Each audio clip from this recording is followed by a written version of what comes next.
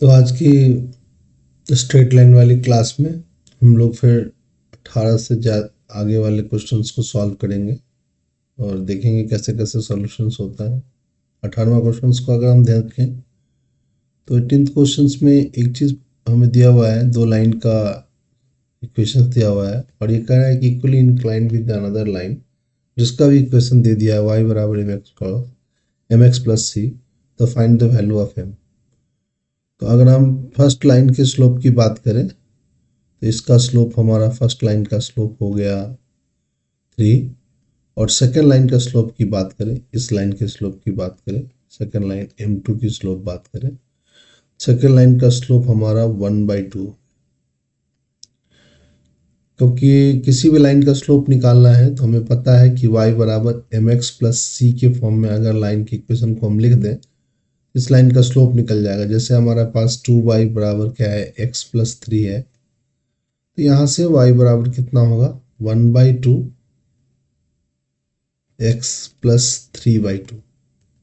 तो यहाँ से हम स्लोप निकाल लिया कंपेयर करके, y बराबर एम एक्स प्लस सी थे, और इस लाइन का जो स्लोप है वो गिवन है हमें, और ऐसा कह रहा है ये वाली लाइन जो थर्ड लाइन है, ये जो हमारी थर्ड लाइन है, ये थर्ड लाइन इक्वली इंक्लाइन है with first and second line, यानी हमारी tan थीटा की वैल्यू, यानी थीटा की वैल्यू जो है फर्स्ट लाइन एंड क्या थर्ड लाइन, और tan थीटा की वैल्यू सेकेंड लाइन और थर्ड लाइन, यानी थर्ड लाइन, इन दोनों की वैल्यू क्या है, सेम है।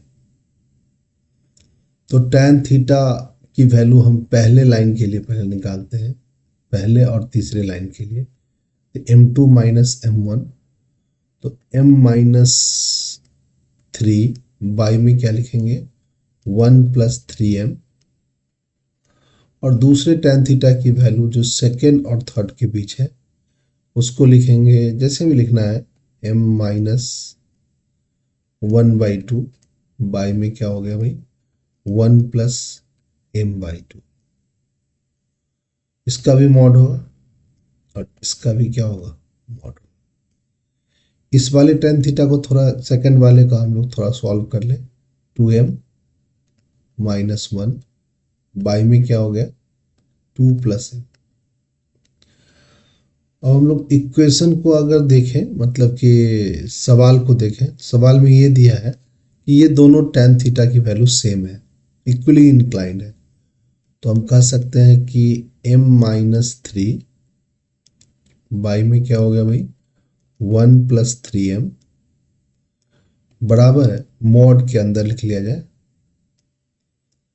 यहाँ पर 2m माइनस 1 बाई में 2 प्लस m।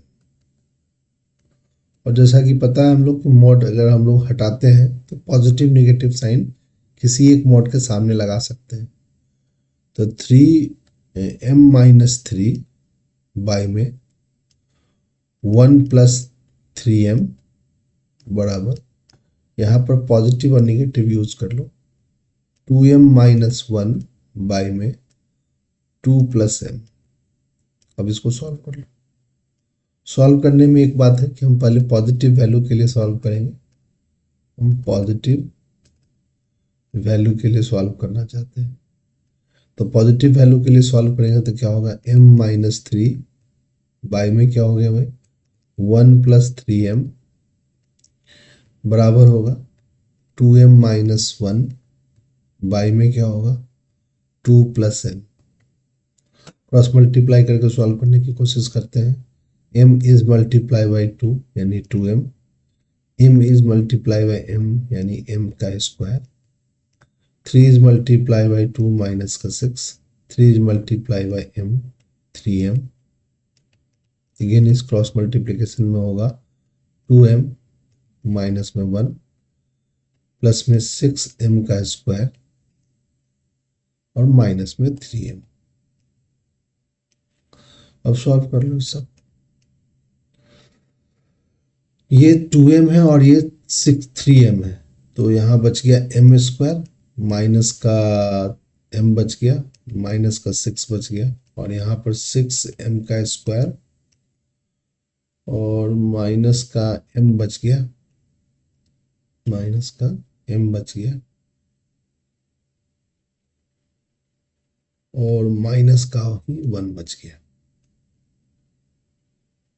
ठीक है, ठीक से कर लिया जाए। यहाँ 2m हो गया, यहाँ m स्क्वायर हो गया, और 6 हो गया, माइनस का 3m हो गया। इससे मल्टीप्लाई किया 2m माइनस 1, 3m से मल्टीप्लाई करेंगे 6m स्क्वायर माइनस का 3m, तो यहाँ पर माइनस का m बच गया और यहाँ पर 3m बच गया भी माइनस का। अब हम लोग बराबर में क्या लिख देंगे भाई, 0 लिख देंगे। बराबर ये हो गया, अब इसमें 0 नहीं लिखो। अब m स्क्वायर को एक तरफ ले जाओ, m स्क्वायर को एक साइड ले जाइए। इसको सॉल्व करोगे तो कैसे होगा, ये इसको उठा के इधर ले आओ m स्क्वायर को, तो 5m का स्क्वायर, और इससे इसको, तो इस m से ये m तो कट ही जाएगा भाई, ये वाला m, ये माइनस m है और ये प्लस का m है तो कट जाएगा। इसको उठा के इधर ले जाओगे तो प्लस का 5 आएगा, बराबर क्या आएगा, 0 आएगा। तो यहाँ से m स्क्वायर की वैल्यू क्या आएगी भाई, -1, और m जो स्लोप हो गया वो -1 का अंडर रूट हो गया। ये तो कॉम्प्लेक्स रूट हो गया, ये संभव नहीं है, इसलिए इसको हम क्या करते हैं, इस कंडीशन को, ये नॉट पॉसिबल का कंडीशन है, नॉट पॉसिबल का कंडीशन है। अब एक बार फिर से हम करेंगे और सॉल्व करने की कोशिश करेंगे। एक बार हमने पॉजिटिव साइन लेके बनाया तो नहीं, नॉट पॉसिबल का कंडीशन आ गया। अब हम लोग क्या करेंगे भाई, निगेटिव साइन लेकर के बनाने की कोशिश करेंगे। तो निगेटिव साइन फिर से आप ले लीजिए, taking negative sign, taking negative sign, negative sign. अगर हम निगेटिव साइन लेते हैं फिर सॉल्व करो, तो यहाँ पे नेगेटिव साइन देखते हैं कैसे सॉल्व होता है। तो m-3 इसके अपॉन में क्या आएगा, 1 + 3m। यहाँ पर नेगेटिव साइन इक्वल का साइन लगा लो, यहाँ पे नेगेटिव साइन लगा, 2m माइनस का 1 इसके बाय में आएगा, 2 प्लस में m। अगेन क्रॉस मल्टीप्लिकेशन करो, सॉल्व करो, m से इसको मल्टीप्लाई करो 2m हो गया, m से इसको मल्टीप्लाई करो प्लस का m स्क्वायर हो गया, इससे मल्टीप्लाई करो 6 लिखो, इससे इसको मल्टीप्लाई करो माइनस का 3m लिखो, यहाँ निगेटिव साइन लगा के यहाँ पर सॉल्व करो, इससे इसको मल्टीप्लाई करो 2m करो, माइनस का 1 करो, इससे इसको मल्टीप्लाई करो, प्लस का क्या लिखेंगे 6m का स्क्वायर, और इससे इसको मल्टीप्लाई करो माइनस का 3m। ठीक है, अब क्या हो गया कि m स्क्वायर हो गया, माइनस का m हो गया, माइनस का 6 हो गया, और यहाँ पर माइनस का 6m स्क्वायर हो गया, प्लस का m हो गया, और प्लस का ही 1 हो गया। अब इसको उठा के ले जाओगे इधर तो 7m स्क्वायर हो गया, और इसको उठा के उधर लेंगे तो माइनस का 2m हो गया, इसको उठा के ले आएंगे माइनस का 7 हो गया, बराबर क्या हो गया, 0 हो गया। अब क्या करेंगे, ये क्वाड्रेटिक इक्वेशन है, इस क्वाड्रेटिक इक्वेशन को क्या करेंगे, सॉल्व करेंगे। सॉल्व करके देखेंगे कि स्लोप क्या है, करें सॉल्व। सॉल्व करने में हम लोग मिडिल टर्म स्प्लिट नहीं करेंगे, सीधा m निकालेंगे, माइनस का 2 माइनस का b। हमारे पास एक फार्मूला था, कई बच्चों को याद होना चाहिए वो फार्मूला, तो इस फार्मूले को पहले हम यहाँ लिख देते हैं। क्या फार्मूला था, माइनस का b plus minus under root b square minus का 4ac बाई में क्या हो गया भाई 2a। इस फार्मूला में हम डालेंगे, m की वैल्यू निकलेगा। अगर हम b की वैल्यू डालें माइनस का 2 तो प्लस का 2 आ जाएगा, यहाँ प्लस माइनस होगा, b स्क्वायर माइनस 4ac, तो b का स्क्वायर करेंगे तो 4 और 4ac तो माइनस, c निगेटिव होने के कारण ये पॉजिटिव हो जाएगा, 4ac, a क्या होगा 7, सी भी 7 है, y में क्या हो गया भाई 2a, 2 इंटू 7। अब इसको थोड़ा सा सॉल्व कर, इसको थोड़ा सा सॉल्व कर लिया जाए। कैसे सॉल्व होगा भाई, तो यहाँ पे हम लोग यहाँ पे 2 लिख लेते हैं, यहाँ प्लस माइनस लगा लेते हैं। देखो यहाँ 2 और 2 4 है, कॉमन लेते हैं तो रूट अंडर से 2 बाहर आएगा। अब यहाँ बचेगा क्या, इस 4 में 1 बच गया और यहाँ से 4 कॉमन लिए तो 49 बच गया। y में कितना हो गया भाई 2 इंटू 7। अब देखो सब जगह यहाँ 2 दिख रहा है तो ये 2 कट कर सकते हैं, तो 1 प्लस यहाँ 50 हो गया, 50 को हम 5 रूट अंडर 2 लिख सकते हैं, y में 7 लिख सकते हैं। यहाँ पर प्लस माइनस है तो नो, यानी हमारी जो थर्ड लाइन का स्लोप जो है वो इस फॉर्म में आ सकता है। ये जो हमारा है ये तो शायद यही आंसर भी है हमारे सवाल का। एक बार फिर से सवाल को देखते हैं, कॉन्ट्रैक्ट करते हैं पेज को थोड़ा और फिर हम लोग देखने की कोशिश करते हैं। जैसा कि ये लाइन 2 लाइन दिया हुआ था, दोनों लाइन इक्वली इंक्लाइन है थर्ड लाइन पे, यानी इक्वली इंक्लाइन करने का मतलब कि लाइन के बीच की एंगल सेम है। यानी हमारी फर्स्ट लाइन, यहाँ पर फर्स्ट लाइन है और ये थर्ड लाइन है, ये फर्स्ट और थर्ड लाइन के बीच की एंगल और सेकेंड और थर्ड लाइन के बीच की एंगल tan थीटा सेम है। तो tan थीटा का एक्सप्रेशन हमने लिख लिया। कई बच्चों को tan थीटा का एक्सप्रेशन पता है। tan थीटा के लिए हम कैसे लिखते हैं भाई, तो 2 एंगल के बीच का tan थीटा वैल्यू लिखते थे m2 माइनस m1 बाय में 1 प्लस m1 और इसका मॉडल। तो हमने उस कंडीशन को लगा लिया दोनों फार्मूले में, और लगाने के बाद क्या किया भाई, सॉल्व किया। एक बार नोट को हटाने के बाद पॉजिटिव निगेटिव निकाल, पॉजिटिव के लिए जो वैल्यू आई है नॉट एप्लीकेबल वैल्यू आई, और निगेटिव के लिए जो वैल्यू आई वो हमारी एप्लीकेबल वैल्यू आई। तो निगेटिव के लिए हम लोगों ने, पॉजिटिव के लिए हमने छोड़ दिया, निगेटिव के लिए हमने जो वैल्यू आई उसको हम लोगों ने कहा कि यही क्या है आंसर। इस तरीके से ये सवाल एक्सप्लेन हुआ। उसके बाद एक और सवाल कह रहा है कि इफ द सम ऑफ परपेंडिकुलरों का sum, if the sum of perpendicular of a point this from a line this and this always positive, so P move on a line. चलिए भाई, एक पॉइंट और एक लाइंस के बीच का परपेंडिकुलर डिस्टेंस, हम लोगों ने फॉर्मूला पढ़ा था x1 y1, अगर कोई लाइन है और इसके बीच से, इससे पॉइंट से अगर हम किसी लाइन पर परपेंडिकुलर ड्रॉ करें, x प्लस 7 माइनस का 5 इक्वल टू 0, अगर यहाँ पर हम डालें, और 3x इसका परपेंडिकुलर डिस्टेंस, और एक और लाइन है इसी पॉइंट से उस लाइन पर भी परपेंडिकुलर डालें, तो कह रहा है कि दोनों का जो सम होगा वो ऑलवेज क्या होगा, पॉजिटिव होगा। तो इस टाइप के सवाल के लिए हमें परपेंडिकुलर डिस्टेंस डालना पड़ेगा पॉइंट से किसी लाइन के ऊपर, और दोनों का सम जो होगा वो पॉजिटिव होगा। तो लगाया जाए कॉन्सेप्ट, कैसे लगाएंगे कॉन्सेप्ट भाई, तो ये वाले पॉइंट से इस लाइन पर परपेंडिकुलर डालें, तो पहले लाइन का परपेंडिकुलर डिस्टेंस P1 बराबर क्या होगा, x प्लस वाई माइनस का 5, y में क्या होगा √2 मॉड वैल्यू है। दूसरे परपेंडिकुलर डिस्टेंस का फॉर्मूला लगाएं, तो 3x माइनस का 2y प्लस का 7, y में √3 का स्क्वायर 9, 2 का स्क्वायर 4, 9 4 क्या आ गया 13। अब कहता है इन दोनों का सम जो है ना वो हमारा क्या है 10 है, इन दोनों का सम क्या है 10 है। तो ठीक है, दोनों के सम को 10 कर देते हैं, ठीक है।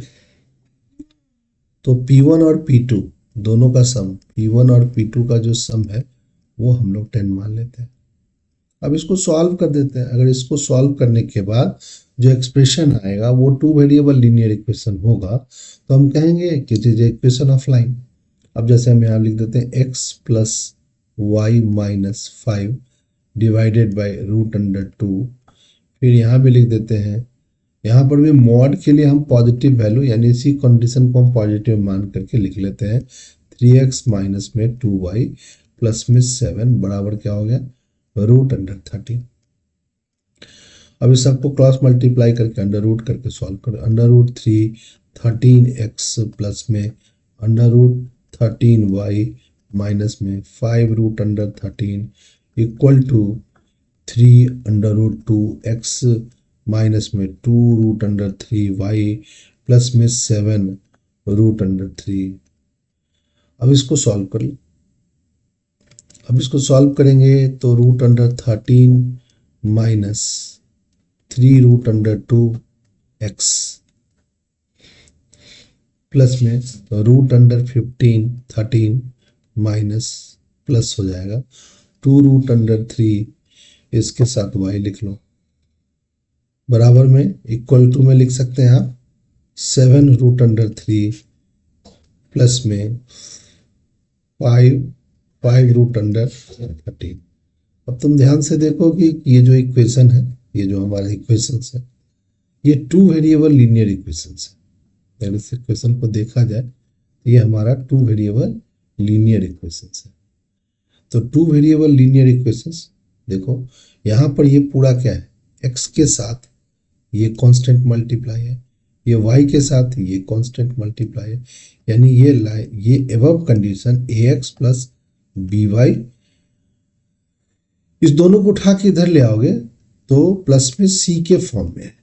अगर इस फॉर्म में कोई भी एक्सप्रेशन होगा तो हम कह सकते हैं it is the equation of line, it is equation of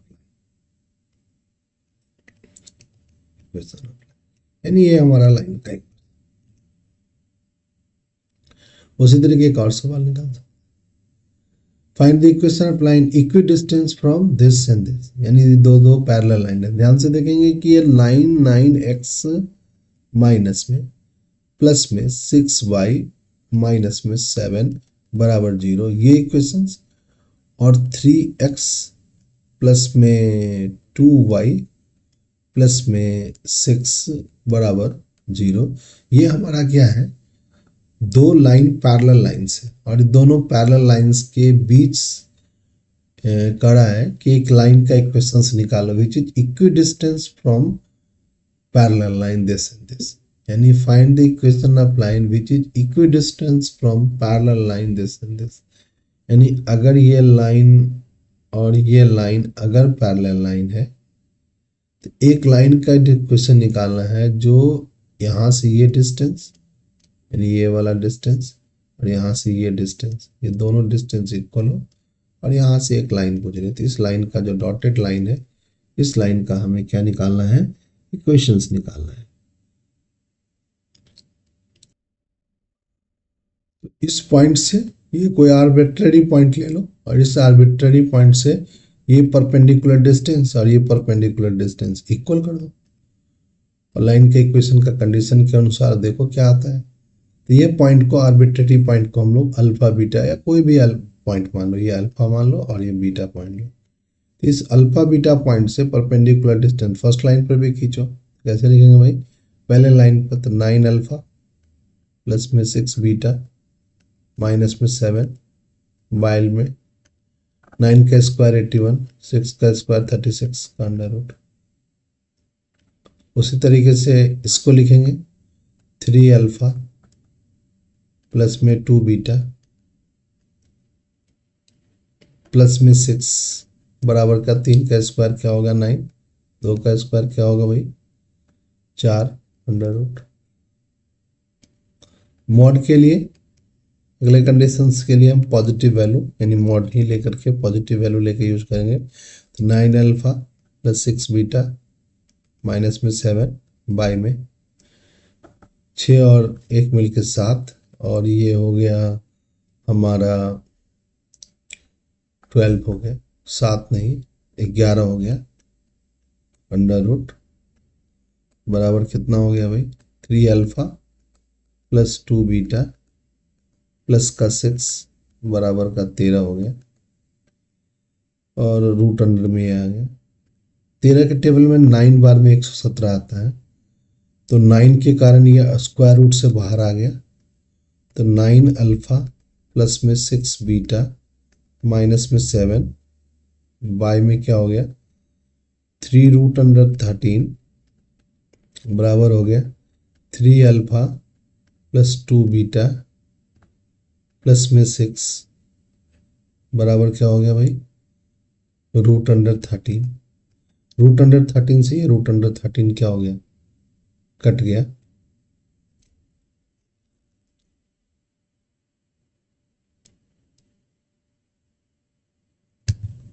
और मॉडुलस का साइन लेते चलो, यहाँ पर मॉड का साइन, ये भी मॉड का साइन, और मॉड का साइन हटाओगे तो यहाँ पर क्या लगेगा, प्लस और माइनस। एक बार हम लोग प्लस और माइनस, प्लस का साइन लेके करेंगे, एक बार हम लोग माइनस का साइन लेके करेंगे। तो एक बार हम लोग पहले माइनस का साइन लेके करते हैं, प्लस का साइन भी लेके करेंगे। तो अगर हम प्लस पॉजिटिव साइन लेते हैं पहले, पॉजिटिव साइन से क्या होगा भाई, पॉजिटिव साइन से लेते हैं साइन, क्या होगा, 9 अल्फा प्लस में 6 बीटा माइनस में 7 बाय में क्या आ गया 3 बराबर क्या हो गया, पॉजिटिव साइन लेते हैं तो 3 अल्फा प्लस 2 बीटा प्लस में 6 बराबर यहाँ पे आ गया 1।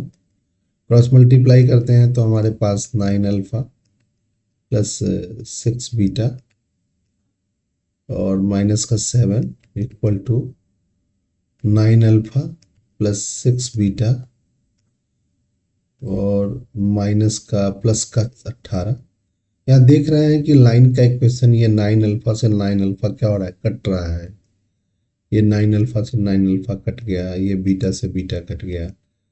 ये फॉल्स कंडीशन, माइनस का 7 बराबर 8 आ गया, 18 आ गया, यानी ये हमारा फॉल्स कंडीशन आ गई है। यानी निगेटिव साइन को छोड़ करके हमें क्या करना पड़ेगा, पॉजिटिव साइन के थ्रू जस्टिफाई करना। देखते हैं पॉजिटिव साइन फिर लेकर, पॉजिटिव साइन के थ्रू तो गलती हो गया, हम नेगेटिव साइन के थ्रू लेते हैं। तो कैसे लिखेंगे फिर से, now take negative sign. Negative sign लोगे तो क्या होगा भाई, 9 अल्फा प्लस में 6 बीटा माइनस में 7 equal to negative 3 into 3 alpha plus में 2 बीटा प्लस में 6। अब यहां से हम सॉल्व कर लेंगे, यहां से चलिए सॉल्व करते हैं। फिर 9 अल्फा प्लस में 6 बीटा माइनस में 7 इक्वल टू माइनस में 9 अल्फा माइनस में 9 अल्फा माइनस में 6 बीटा माइनस में 18। अब सब उठा के डाले, 9 मिल के 18 अल्फा और ये 6 मिल के 12 बीटा और ये उठ के हो गया 8 5 क्या 18 और 7 मिल के कितना हो गया 25। अब देखोगे ये जो है ना अल्फा और बीटा के फॉर्म में 2 वेरिएबल लीनियर इक्वेशन, ये 2 वेरिएबल लीनियर इक्वेशंस है, लीनियर इक्वेशंस है। और ये 2 वेरिएबल लीनियर इक्वेशन जो है वो हमारे स्ट्रेट लाइन के इक्वेशन को क्या करता है, बताता है। तो हमारी ये जो स्ट्रेट लाइन इक्वेशंस है, ये जो हमारा है इक्वेशंस, ये हमारे 2 वेरिएबल लीनियर इक्वेशंस का स्ट्रेट लाइन इक्वेशंस आ गया। तो हम कहेंगे कि ये हमारा क्या है, इक्वेशंस, ये हमारा सॉल्यूशंस। यहाँ पे ये निगेटिव है, ये भी निगेटिव है, अगर ये उठ के इधर जाएगा तो ये हमारा प्लस नहीं होकर के माइनस होगा और प्लस का साइन आएगा क्योंकि 18 बड़ा है। तो ध्यान से देखोगे तो यहाँ पर तुम्हारा 11 है। इस तरीके से आप सवालों को क्या कर सकते हैं, बना सकते हैं, सॉल्व कर सकते हैं। उसके बाद एक सवाल और लिख सकते हैं, ठीक है, कि एक रे है light passing through 1 2 reflected on X axis at a point A and the reflected ray passes through the point 5 3, find the coordinate of A. अब ध्यान से देखो इस पॉइंट को, इसको थोड़ा प्लॉट कर लो एक्सिस पे ठीक से। ये हमारी एक्स एक्सिस है और ये हमारी क्या है, वाई एक्सिस। ये हमारी क्या हो गई भाई, ओरिजिन हो गई। ए ray of line passing through 1 2, तो ये 1.12 पॉइंट यहाँ पर बना लेते हैं। इस ए पॉइंट को हम लोग 1 2 पॉइंट मान लेते हैं, या पी पॉइंट को मान लेते हैं 1 2। यहाँ से कुछ रे पास हो रही है, पास करा दो रही। इस पॉइंट को हम लोग लिख लो 1 2।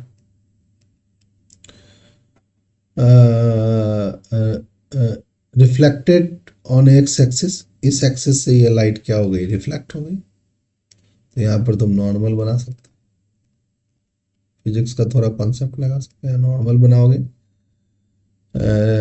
इंसिडेंट एंड पॉइंट जो है वो ए है, and the reflected ray passes through 5 3।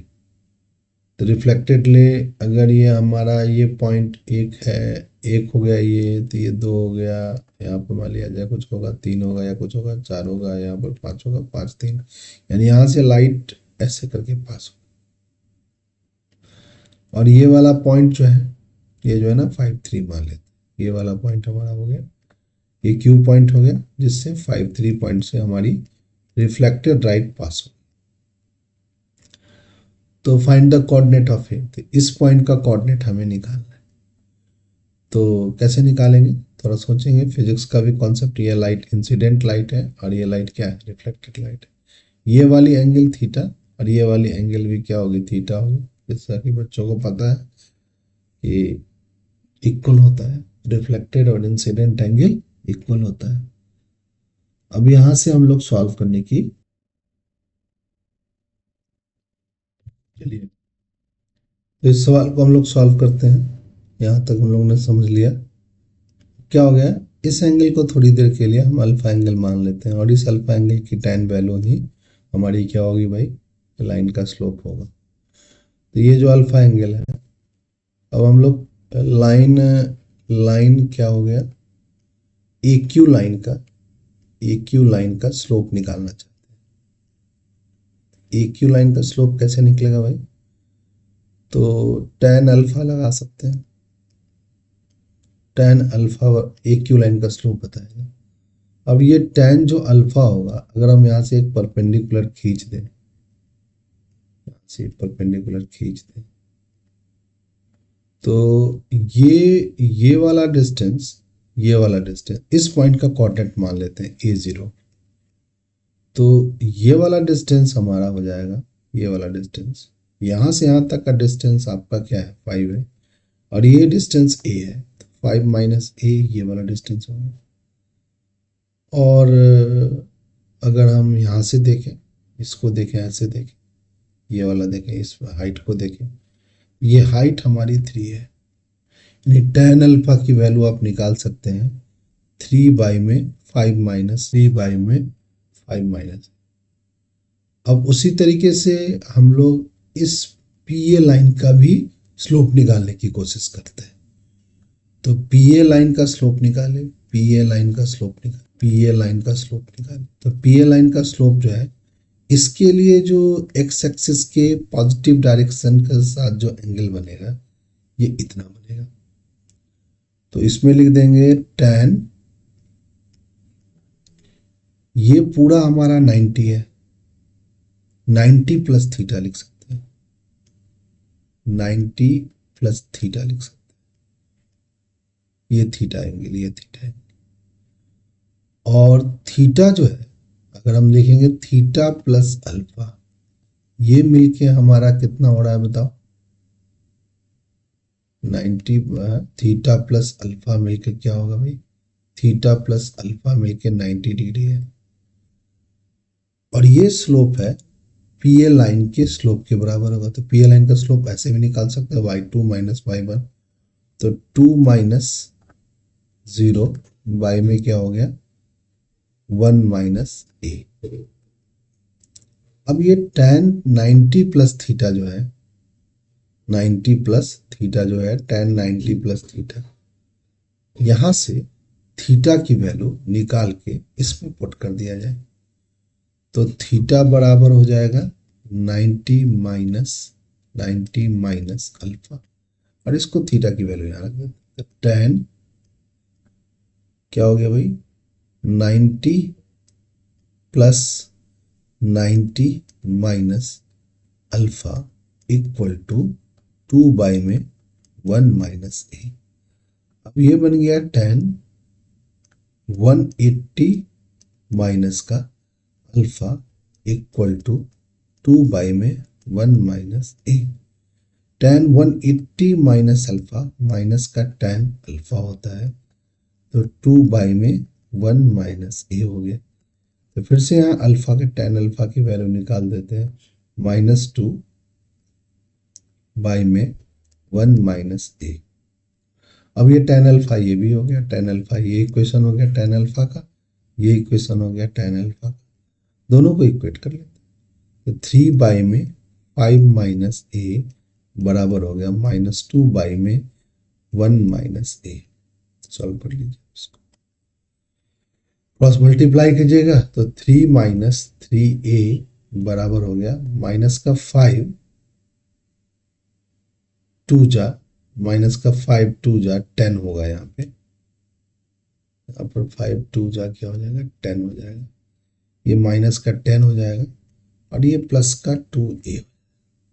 अब देखोगे यहाँ पे देख रहे हो कि 5a बराबर क्या हो गया 15 13, इसीलिए a की कोऑर्डिनेट a बराबर क्या हो गया 13 5 में 5, और हमारा जो पॉइंट कोऑर्डिनेट हो जाएगा a पॉइंट का कोऑर्डिनेट जो होगा, a पॉइंट का कोऑर्डिनेट जो हो जाएगा, जो x एक्सिस पे लाई करती है 13 बाई में 5 और 0, ये आंसर है।